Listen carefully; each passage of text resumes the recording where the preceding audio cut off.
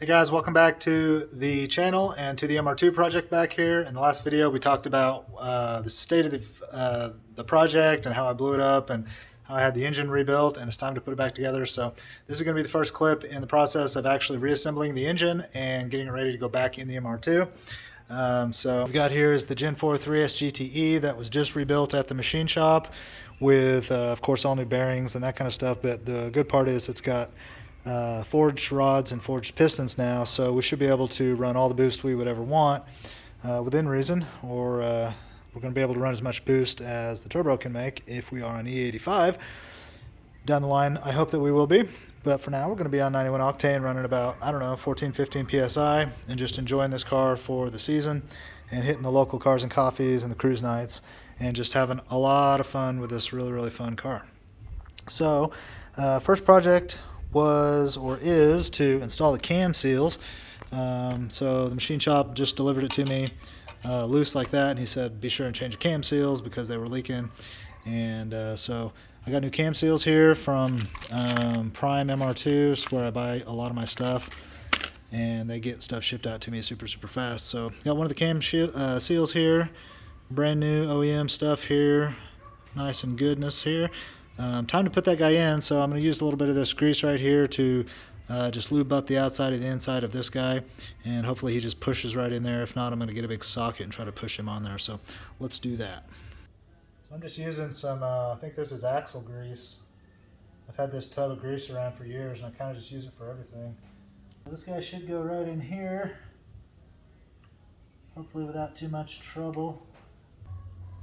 Okay, I think I'm going to do the socket method and try to tap it in. Guy looks like he'll probably work out pretty well. I think that's pretty much flush.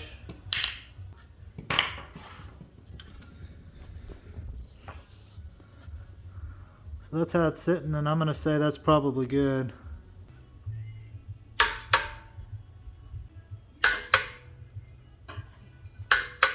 Okay, so now we got the cam gears installed and torqued down, and we got the cam seals behind them, so we should have no oil leaks happening up there and be good to go. Okay, I decided in order to make best use of my day and keep progress going here that I would go ahead and install the flywheel and clutch on the back of the engine, and then I may even install the trans to the engine depending on what I think about that here in a minute. So I've got an ACT clutch here. It's like a ACT, like an HD pressure plate with a street disc and stock flywheel. So I need to find the hardware and the bolts for the crank, and then the bolts for the pressure plate are still in there. So this is where I keep all my MR2 parts, in this tub, and I have everything organized when I took it apart. So as you can see, I've got the flywheel bolts right here, and then I tried to group everything else. This is how I've been organizing stuff lately. Just valve cover bolts, and anything else related to valve cover would be in there. Compressor, so that's AC compressor bolts. What do we got here? Knock sensor and its hardware, and so on and so forth. Intake manifold bolts. So that's kind of been my system for keeping everything organized in this project, and it seems to have worked pretty good so far. We'll see as it goes back together. But yeah, so we got flywheel bolts. Let's get these guys out and have a look at them. I haven't looked at them at all.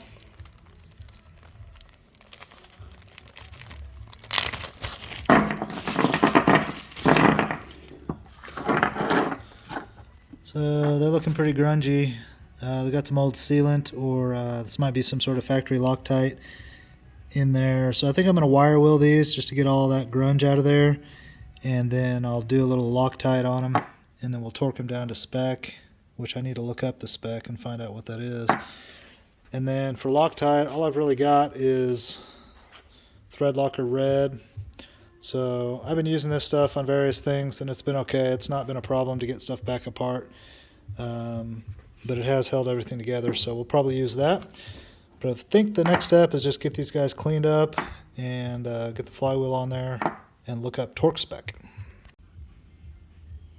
Okay, so I changed my mind on the thread locker red and decided to go pick up some thread locker blue.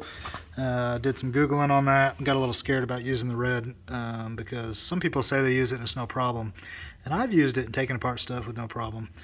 But I can't say for sure I've ever used it on flywheel bolts, and the stuff, if you read the instructions on it, it's pretty gnarly. It says it takes 500 degrees just to disassemble this stuff, which has not been my experience, but I didn't want to risk it, so I ran over to AutoZone and picked up the blue.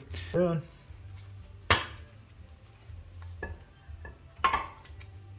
I almost screwed up. Got to remember to put this guy on first. Apparently goes on any which way you want to put it on. I'm going to use one of my bolts to try to find center. Well, tonight is cruise night. There'll be a lot of people out with the cars. I saw a lot of people just at Carthage this morning. I'm going to tighten the flywheel bolts, hopefully. Get them all torqued down to spec. Okay, that's one.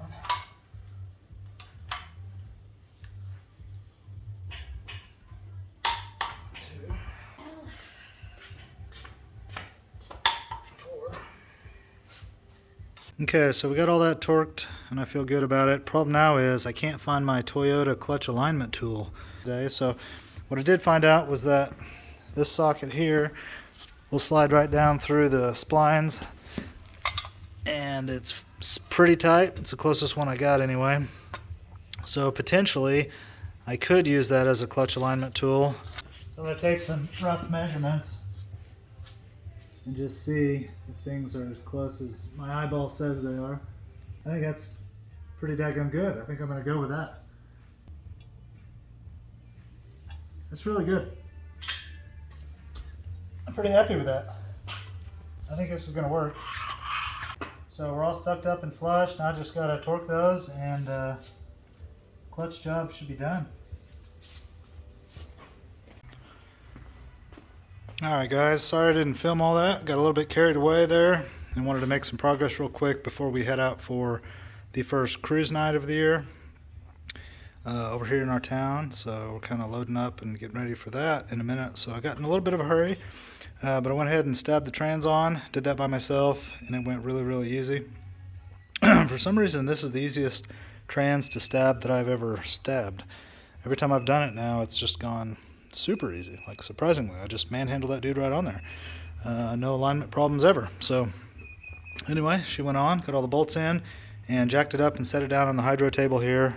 And this is the orientation that it needs to be in to just be lifted straight up into the car. So that's why I have it on the table like that. So what I'll do is I'll roll that whole assembly back here, right here, and then I'll lift the car up on the lift, and then I will lower the car down to a workable height, probably 5 feet or 4 feet. Or actually for this table, I may have to have the car down around 3 feet. And then I will raise the engine up to the car and get all the bolts still aligned for the mounts. That's the process on this one. So yeah, so super happy with the progress that I made there. Making real progress. My cat just went crazy. What are you doing, dude? Oscar, what was that? He just sprinted over here. You okay, buddy? Something scare you? Yeah, you all right? Okay guys, so that's gonna be it for this video. Thanks for watching. Ask questions below if you have any. Subscribe to the channel if you like this content. If you want more MR2 content, subscribe. If you're into 300Zs, also subscribe. 240SXs, I'm into all the stuff you guys are into, guys. We got a Subaru down there that belongs to my friend Jonathan, and then I've got my wife's new Integra down there. So you know how it is when you're into the 90s, you're into the 90s. So if you want to stay in touch on the content and follow along on these projects, give me a sub if you would. T56 fixing to go into the 240SX back there. This grease ball is actually, we think, a good transmission. We'll find out soon. But yeah, picked him up, and he's going in the 240. And then I got this clutch over here, which is a monster twin disc. And I got this thing for 200 bucks, believe it or not, flywheel and everything. It's used, but it's very lightly used. I checked out the discs and everything, and they're very good condition. So we will get him installed with the T56 in the future. But anyway, guys, that's it for the MR2 video for today. Appreciate you watching. Thanks. Can you see me? Probably not. All right, guys, thanks. I'll catch you on the next video.